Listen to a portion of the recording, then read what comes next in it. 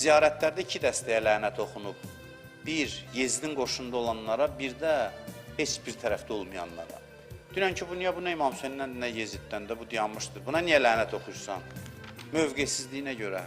Çox adamlar vardı ki, Yezdə dəstək vermədi, İmam Hüseynə də dəstək vermədi. Mədinədən nəsihət eləyə-eləyə yola saldılar İmam Hüseyni ki, sən getmə, baş qoşma bu işlərə. Qiyamətdə bir görsən, aparırlar səni gözləmədiyin adamların yanına. Niyə? Çünki sən bivec adam idin. Mövqeyin yox idi həyatda. Heç bir adam yadda saxlayın, haqdan çıxmaqla mənfəət qazanmayacaq.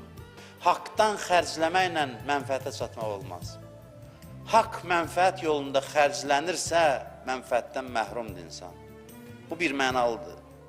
Əleyhissalam buyurur ki, "Lə yədxulu fil batil və lə yəxrucu minəl haqq." Batilə daxil olmaz, haqdan da xaric olmaz. Özdə buna fikir verin, əvvəl batilə daxil olmaz, gəlir, sonra haqdan xaric olmaq. Deməli, bu daha önəmlidir, birincidir. İnsan əvvəl diqqət eləməlidir ki, batil iş görməsin, sonra çalışmalıdır haqq iş görməyə. İctinabus seyyiat avla min iktisabil həsənat. Hədis belədir. Buyurur ki, pisliklərdən çəkinmək yaxşılıqlara sahiblənməkdən daha üstün. Adam pis adamın pisliyini görməzsə, yaxşının yaxşılığını dərk eləməz. Hərmələnin çirkinliyini görməyən adam, 6 aylıq uşağı ox atan adamın, 6 aylıq uşağı oxlayan adamın çirkinliyini görməyən adam Əbəlfəz ağanın məqamını dərk eləyənməz.